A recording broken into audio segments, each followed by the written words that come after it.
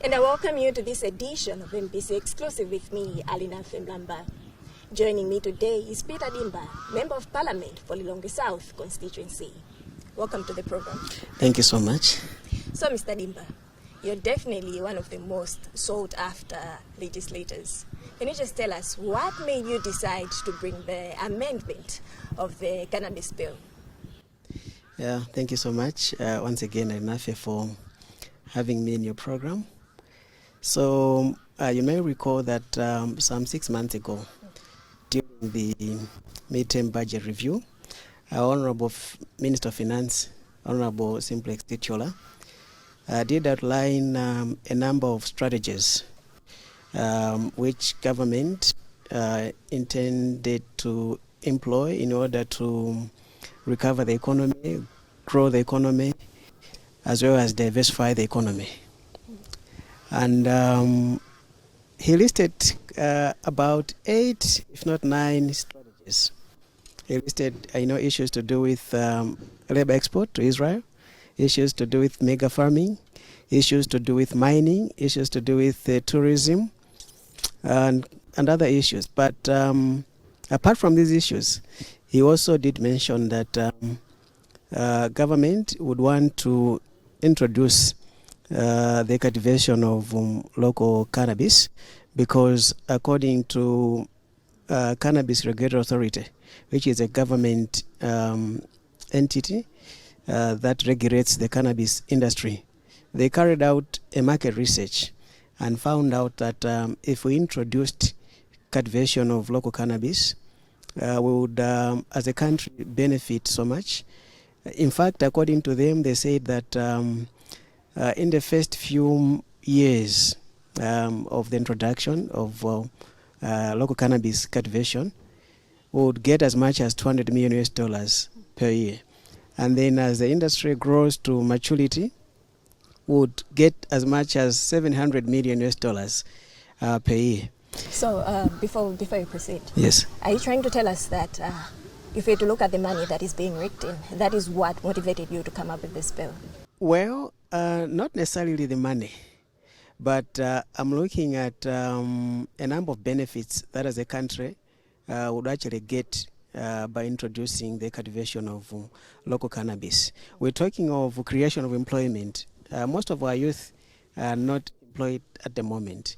So this industry would actually create a lot of employment for our local farmers, for the youth. We're also looking at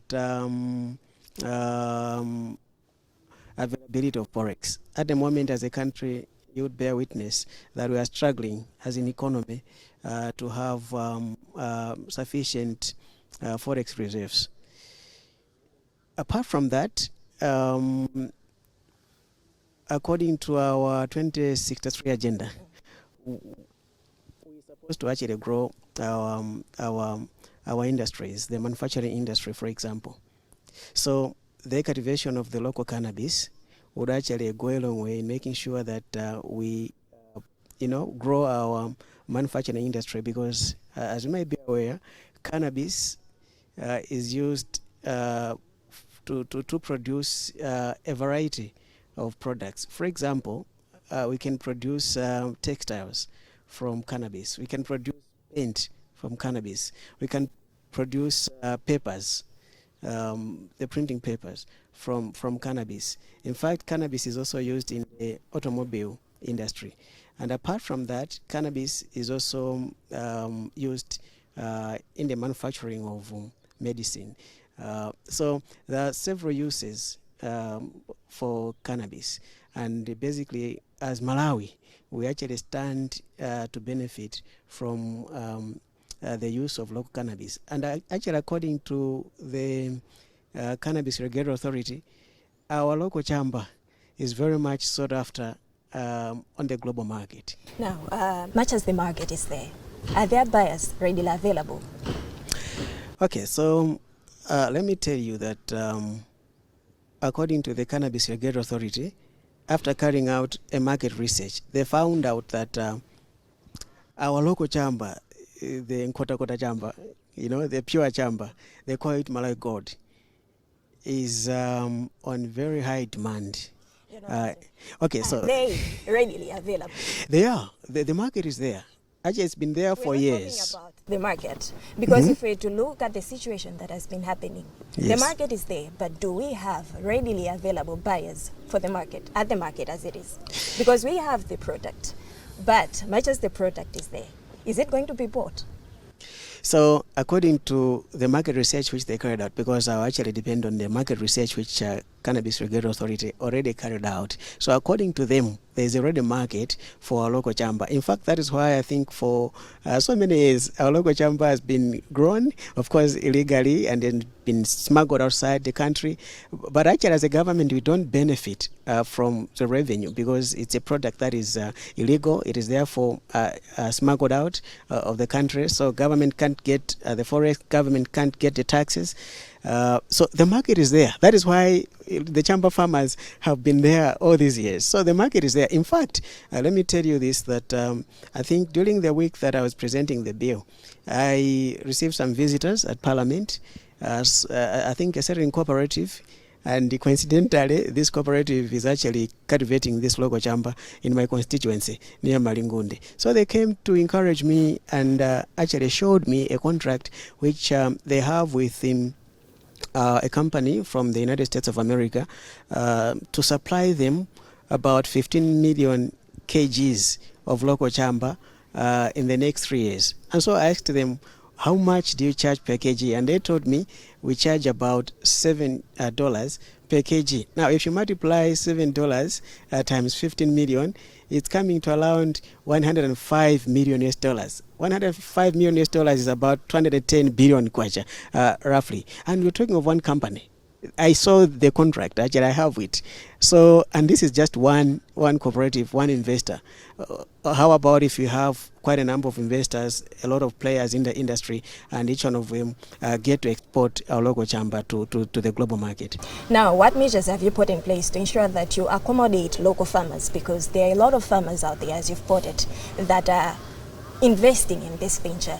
If we're to look at the bill itself, what changes have been made to ensure that these local farmers venture into this?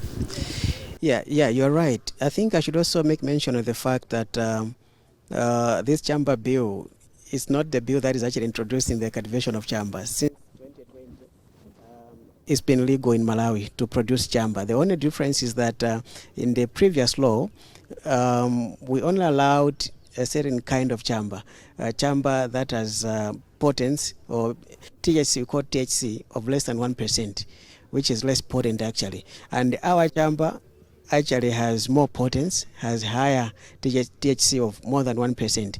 And so this bill basically is actually doing three things. Number one is introducing the cultivation of local chamber, and not for recreational purposes or smoking, no. It's basically for industrial and medicinal purposes. So before we proceed, yes. In other words, as a lawmaker, much as this bill has been passed, what exactly are you trying to influence? Because there are a lot of people, especially in Malawi, that tend to smoke. Now there is this medicinal hemp that is there, and then there is this industrial hemp, which we both know is used for various reasons, especially smoking. No. Actually, even after passing this amendment bill, where we are introducing the cultivation of local chamber, we are very emphatic to say this is not for recreational purposes. It's not for smoking. In fact, according to Section 24 of the Principal Act, the Cannabis Regulation Act, it's very clear that no one is supposed to cultivate chamber without a license. No one is supposed to use chamber without a license. No one is supposed to process chamber without a license. No one is allowed to even transport chamber from point A to B without a license. So what it means is that what the police have been doing, arresting people that have been found in possession of chamber, transporting chamber from probably Gender to Lilongwe, they'll continue to arrest them unless they go and get a permit from Cannabis Regulatory Authority. We are doing this deliberately because we are very aware of the hazardous effects if we would not actually control this industry, because we are not oblivious to the fact that the chamber can be abused. But the thing is, anything that is abused or misused, it means there is a proper use of that product or that substance. So what we're trying to do is to enforce the proper use of the local chamber. And what we're saying is, if anyone is going to get a license for growing, processing, transporting it, it has really to be for medicinal or industrial purposes and not for recreational smoking. Now, yes. At the regulatory aspect, let's just look at that. Much as the law is there, what other measures have you put in place to ensure that people strictly adhere to what has been put in the bill? Yeah, you're right. So we already have laws in the Principal Act, particularly the section I've just cited, Section 24, where anyone who is supposed to grow it is supposed to get a license. And when these growers get a license, they are actually monitored by the Cannabis Regulatory Authority. At the moment, for industrial hemp is about, I think it's less than $5,000, and for medicinal is $10,000. Now, this is a bill that is looking at encouraging local farmers to grow more of this cannabis. Yes. Do you think a local farmer will be capable of dishing out $5,000 just to get that license? Yeah, you are right, Alinafe. In fact, that is one of the reasons why probably stakeholders thought it wise to revise the Principal Act. Number one, by allowing the cultivation of local chamber, because it was found out that it was becoming more expensive to grow the exotic chamber, because probably you have seen people constructing the greenhouses. Those are actually cost to the production. Even the seeds, they're quite expensive. Somebody was telling me that to buy 25 seedlings, you need to pay about $200. So it's been quite expensive. And another issue which the stakeholders actually found out was to do with the cost of licenses. They found out that the licenses are exorbitant. They're actually prohibitive to the local farmers. And so if you follow the debate in Parliament, many members of Parliament stood on the floor and said that they wanted the fees to come down so that the local farmers could actually benefit from this industry. And I'm glad to say here that I talked to the Cannabis Regulatory Authority about this, and they said actually processes are already underway to revise their regulations where those fees are actually stipulated, and then they'll be able to bring them down, particularly to make sure that the local farmers can actually afford. Let's look at exporting this product. Much as if the president is to assent it, that is, it will definitely need to be exported in larger quantities. Yes. Now, in other countries, let's just say Tanzania, Zambia, Mozambique, cannabis is still illegal. What measures have you put in place to ensure that this product is safe without contravening laws in other states, in other countries, that is? Yeah, you are right. Most of our neighbors in the region haven't yet legalized cannabis. Zambia, Mozambique, Tanzania. We only have South Africa down there. We also have Swaziland. Their industry is also, growing very fast. And as I said earlier on, we've been growing this cannabis, I think now for the past 4 years.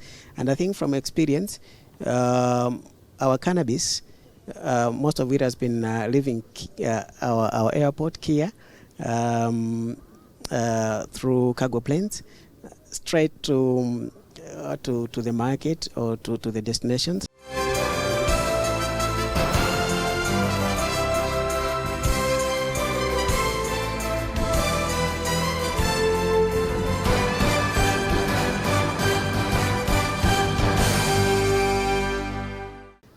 This cannabis transported? Because if you're to look at most aviation companies, they do not allow exporting, let alone moving cargo. That's still an illegal product in other countries, if I have to remind you.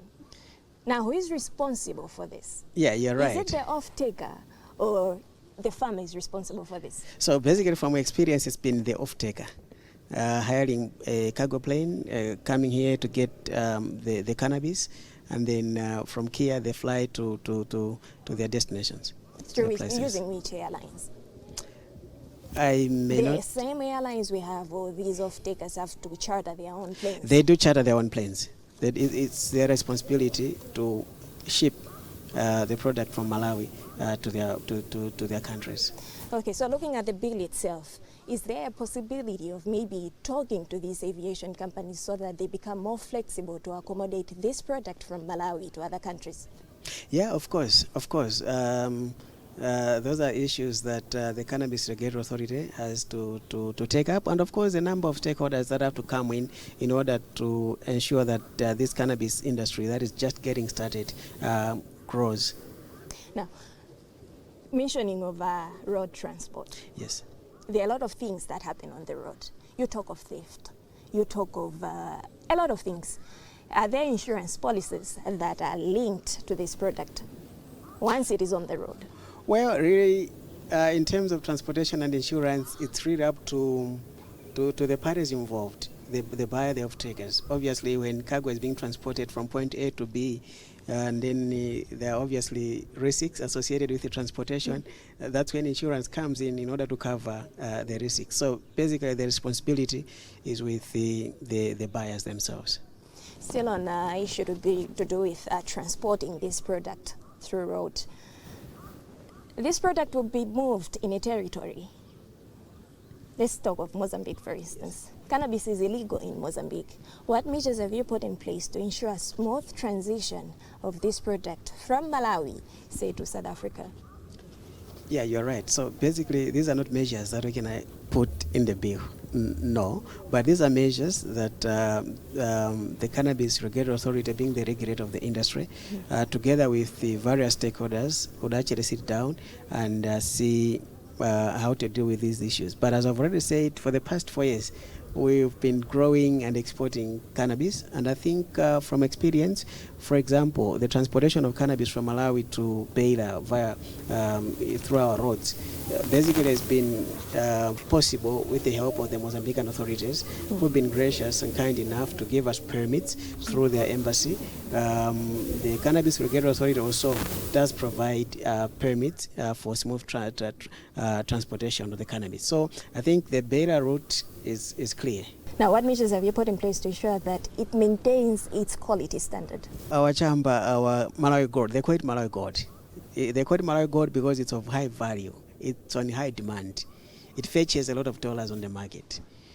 It's very special. I hear it's very special. If people are using it out there and then they use the Malawi gold, they actually tell that this is something very special. So, yeah, you're right. There is need for us to protect this variety so that it doesn't get adulterated, as it were. And I think the Cannabis Regulatory Authority have a duty. I hope they are going to make sure that they have a vibrant research and development department or program so that they can protect, even if it means patenting, this particular variety of chamba that is highly sought after out there. I know in Malawi we had the local maize. You remember the local maize? Probably don't know it. If you're born in the Tupins, you may not know it. Yeah, so yes, so I no longer see that kind of variety in Malawi. The local maize, it's not there. It was very good, you know. Much of what we see now, it's genetically modified. So probably our chamba may also get genetically modified, because scientifically, if the chamba garden is actually in an open place, through cross-pollination, it is very possible to have this pure Malawi gold to be adulterated and lose its potency and lose its quality. So I think the Cannabis Regulatory Authority has a responsibility to make sure that our seed, our variety, is actually protected. Now, there have been social equity concerns, particularly to those who access opportunities to markets. Now, if you look at this bill, what measures have you put in place? And of course, being one person that lobbied for this bill to be passed in Parliament, what measures are you going to ensure that have been put in place to ensure that there is equal access, equal opportunities to those that are accessing the markets? Because this issue of equity has been there for the past 4 years. So what happens is after you've done the bill, you also promulgate the subsidiary legislation, the regulations under that act. So basically these are some of the issues that would actually be included in regulations. And so many people have spoken, Malawians have spoken, even the members of parliament have spoken to say in this industry there is a cartel of some big off-takers, and there is inequality, as it were. So I think it's really up to the Cannabis Regulatory Authority to make sure that they're on top of the game when it comes to access to markets. So we have had cases of farmers growing the product, but then they lack markets, and their produce is actually left and bought. Those are issues that we're telling the Cannabis Regulatory Authority to look into and make sure that they link the farmers to the buyers, so that there's no cartel. Are you working with other stakeholders to ensure that there is equity across the sector? Because this is flourishing. How are you going to ensure that you bring in more players, more stakeholders? Well, I said to somebody the other day that as legislators we've done our part. Now what remains is for the Ministry of Agriculture, particularly through their agency, the Cannabis Regulatory Authority, to make sure that they address imperfections in the industry. Of course, the industry is just at its infancy stage, and usually when it's just starting, there are challenges, that occur. So it's really up to the Ministry of Agriculture through Cannabis Regulatory Authority to address those issues by bringing various stakeholders together to help in making sure that there's efficiency. I was glad, I think that was last week, the time we were actually presenting the bill. I received visitors from Bunda, led by a certain head of department there. And he came and said, Honorable, we are here to encourage you. In fact, as Luana, we are ready to help in any way. In fact, we're planning to have customized courses or programs that would actually provide training to extension officers, because chamba is very different from other crops. Chamba needs special skills, special care, so there is need for extension officers to be trained in terms of how they can grow chamba and impact the same skills to the farmers. So he was telling me that as the Luana, they stand ready to provide training to extension officers, to farmers, and even in terms of research in cannabis. So basically those are the stakeholders that could be used in order to make sure that challenges in the industry are actually addressed, and then that there's efficiency in the industry. So yeah. What did you have in mind at the time you were bringing in the bill? Much as you've talked about forex, much as you've talked about job opportunities, as you've put it, you as an individual, what exactly did you have in mind at the time you were coming up, at the time you were thinking of saying, all right, fine, let me go to Parliament, let me suggest that we cultivate jamba locally? Well, yeah, somebody thought probably I have a very big farm of jamba. I don't. And I don't intend to. But as I said earlier on, when the Honorable Minister of Finance mentioned this as one of the strategies for economic recovery and growth, I was really touched. And then I realized that one of the problems that we have as Malawians is that we do have very brilliant ideas, very brilliant strategies, very good papers. But for us to put that into action, it's been a problem. And as a result, over the decades, our economic growth has been very sluggish, very, very slow, simply because we lack, the determination, the zeal, to translate the beautiful ideas on the paper into action. So I've been following up actually with government, with honorable ministers responsible to say, when are you bringing this bill to Parliament, so that we implement the strategy that the Honorable Minister of Finance did mention in Parliament during the mid-year term review. And then because I think of bureaucracies in government, the bill was not coming. So I talked to some few big people, and then I said, I can bring this bill, because all that we want is that we move forward as a country, as an economy. We actually are having challenges in forex, and yet we have this opportunity. Why don't we basically translate what we have on paper into action? You have so much confidence in this bill to an extent that if the president is to assent to it, I'm sure it's going to be Christmas falling in your house, right? Well, yeah, of course, I'll be glad. In an event that this bill, the president does not assent to it, what are you going to do as a legislator? I wouldn't do anything, yeah, but I hope you know that it's in the interest of government, which is actually led by His Excellency the President, to make sure that this economy grows.